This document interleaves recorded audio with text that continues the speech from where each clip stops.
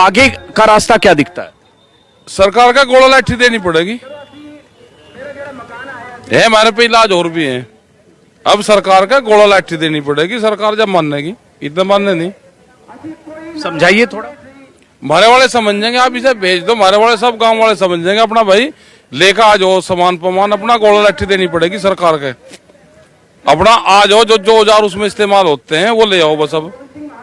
अब ये आप नेक्स्ट स्टेप क्या होगा इतना बताइए। अभी तो हाईवे सरकार का गोला लाठी देंगे।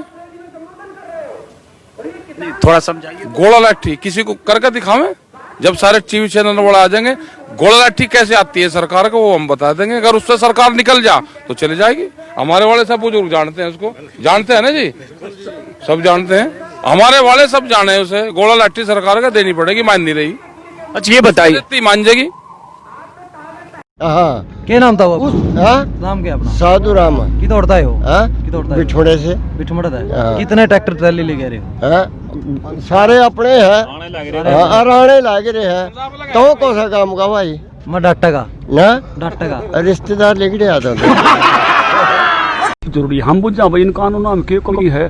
कानून तो अच्छे हैं, इनमें एक बात और लिखवा दो कि बाहर भी एमएसपी तक कम नहीं खरीदा जाएगा। यह बात जी, हाँ अब ये बात सुन लो। ये बाजरा हम खरीदांगे 2150। जब सरकारी खरीद बंद हो जाएगी, नवंबर में पूरी हो जाएगी, तो बाजरे का भाव 2150 बचेगा जी, नहीं बचा ना, डाउन आ जाएगा। क्योंकि बाजरे का राजस्थान में और में सारा वो है, ये कांग्रेसी सरकार तो खरीदने को नहीं। हम हरियाणा में खरीदना है, वो अड़ोस पड़ोस का भी आ पड़ेगा तो सस्ता हो जाएगा।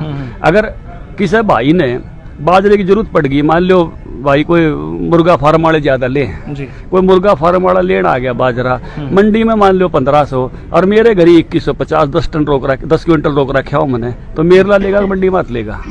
क्योंकि मेरला 21 से 50 तक कम ले लिया तो अगले की सजा होगी। और बाजार में तो कई इकट्ठा लो, कोई ना ट्रेडर से कोई कानून को लागू हो। ट्रेडर पे एमएसपी थोड़ी है, एमएसपी तो किसान का है। तो मेरा तो गरी रह जाएगा और उसका खरीद दिया जाएगा। फंस के तो मैं खड़ा हो गया, हाथ जोड़ी भी ना ले, नहीं कहेगा भाई मैंने सजा करानी है, एक तो महंगा लूं और ऊपर से मेरे कोई शिकायत कर देगा कि आपने तो इसलिए यह बात यूए सरसों बनेगी।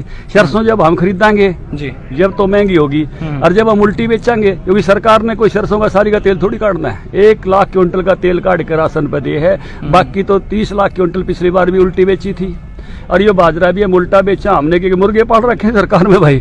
ये बाजरा भी किसानों ने दाम देने खरीदना, हाँ 500-700 का उनमें फायदा हो जाए, फिर उल्टा बेच देते हैं, तो फिर सरसम में न्यू फंस के खड़ा हो जाएगा। तो यह बात जितनी कहने में सोनी है ना, उतनी व्यावहारिक को नहीं, या किसान भाई भी इनकी इस बात में समझ गए।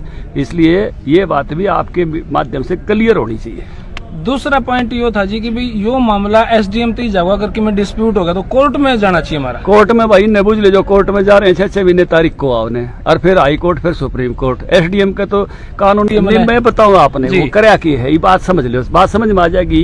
करया की है कि पहले क्या था कि मेरे खेत पर कोई आदमी लेना आ गया और ये तो कहता भी लिया तेरा बाजरा अड़े तुलवा दे बने, तो मंडी का सेक्रेटरी आगे खड़ा हो जाता है, बोला तू मार्केट फीस की चोरी करे।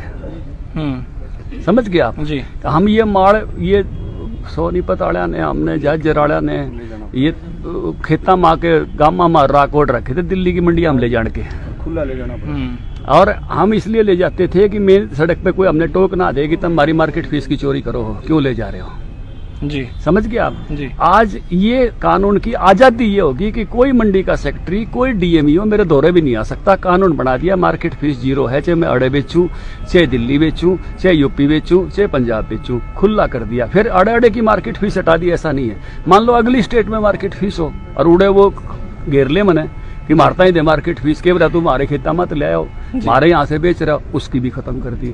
तो ये तो किसान को आजादी दे दी कि ऑल इंडिया मार्केट एसेस दे दी उसको, आसपास में जहाँ भी उसको अच्छे दाम मिलते हों जाके बेच सकता है। और इसलिए कोई उसको मंडी का अधिकारी तंग नहीं करे, वो अपने खेत से बेचे, अपने खलियान से बेचे, अपने घर से बेचे, या कहीं खुद ट्रॉली में भर के ले जाके कितना दूर दे के जावे।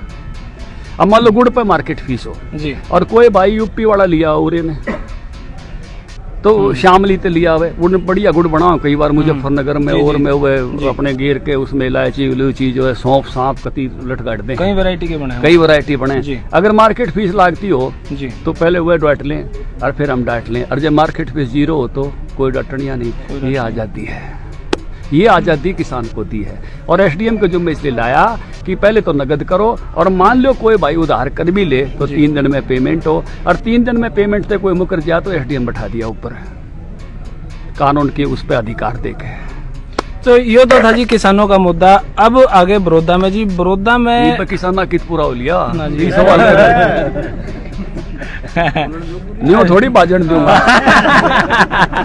बड़ौदा में एक दूसरा कानून भी है जी, कंट्रैक्ट फार्मिंग का जी, जी। और हम सोनी पताड़े सब फालतू करे हैं, अरे मशरूम उगाओ हैं तरह तरह की जी। लीडर है यो कंवल सिंह जी का, यो जिला लीडर है डायरेक्ट मार्केटिंग में जी। इसके ऊपर डायरेक्ट मार्केटिंग में जिले तो ऊपर कोई नहीं। बेबी कॉर्न उगाओ है जो 5 स्टार हम खाई जा, यहाँ तरह तरह की शिमला मिर्च उगाओ हैं, अलग अलग तरह के खीरे उगाओ हैं, और डायरेक्ट 5 स्टार हम दे हैं। पहले इसका कोई कानून नहीं था, जीव इसका भी एक कानून बना दिया। पहले चल तो रहा था बिजनेस, लेकिन उस सिस्टम नहीं थे। सिस्टम यो बनाया, मान लो कोई 5 स्टार आड़ा मन ने घने रुपये दे दे, भाई तू मेरे ताई दी जाइए, और मेरे तो वह खेती ना पटे तो बाद में कहते जमीन दे दे, तो उसके बदले में वो मेरी जमीन नहीं ले सकता। जिसा कानून छोटू राम ने बनाया था उसा मोदी ने बनाया है, चाहे मेरे ताई कितने रुपये दे दो वो किसान की जमीन नहीं ले सकता। दूसरा, मान लो मेरा और उसका खेती का कॉन्ट्रैक्ट 3 साल का हो जाए जी, रुपये गणे दे दिए, उतरे नहीं, तो वो ये नहीं कह सकता कि अगले 3 साल भी खेती करो, मेरे से बंधुआ खेती नहीं करा सकता। तीसरा, मान लो मेरे पे पैसे ना हो, अन्यों का भाई तू धनखड़ पोली हाउस ला ले, तू फुहारा इरिगेशन लगा ले, तू जो है सोलर ट्यूबवेल लगा ले, और मेरा उसका कॉन्ट्रैक्ट मान लो 2 साल का था, पूरा हो गया जी। अगली फसल से पहले अगर उसने वो तामझाम नहीं पड़ा तो वो तामझाम मेरा हो जाएगा, किसान का हो जाएगा। अगर मैं किसी कारण से फसल देने में फेल हो गया तो मेरे से तो उतनी लेगा जितनी उस फसल पर लागत आती है। एक उसकी बताओगा वो नहीं जो अड़ोस पड़ोस यहाँ सबका लागत आवा है, औसत लागत, और उसका भी बीमा पहले हो जाएगा तो मन मिल ले जाएगी। और वो जो लेने में फेल हो गया तो 1.5 गुना देना पड़ेगा। ये सारे कानून किसान के हक में बनाए, फिर नहीं बोले ये आवश्यक वस्तु अधिनियम में क्यों वह कर दी जी, आपने सुधार क्यों कर दिया जी। तो उसमें सुधार इसलिए कर दिया कि अब मान लो कोई आदमी खेती वो व्यापार करना चाहता है, टमाटर का, आलू का, प्याज का, ऑर्गेनिक अनाज का, तो छूट नहीं थी उसमें, सरकार उसको स्टॉक नहीं करने देती। अब उसको स्टॉक की छूट दे दी तो ये कहते हैं भी काला बाजारी हो जाएगी।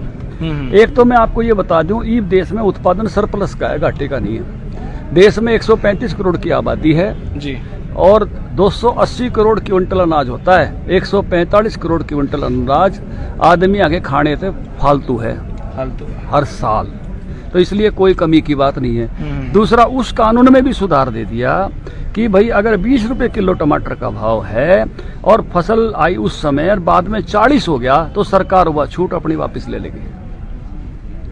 अगर 40 रुपए किलो दाल है, तेल है लीटर का, अगर वो 60 हो गया तो सरकार अपनी छूट वापस ले लेगी। दलहन पर, तिलहन पर 1.5% के बाद 1.5 गुना होने पे, और फल सब्जियों पे दुगुना होने पे। इसलिए किसी भी कारण से किसी भी किसान भाई को कोई नुकसान नहीं है।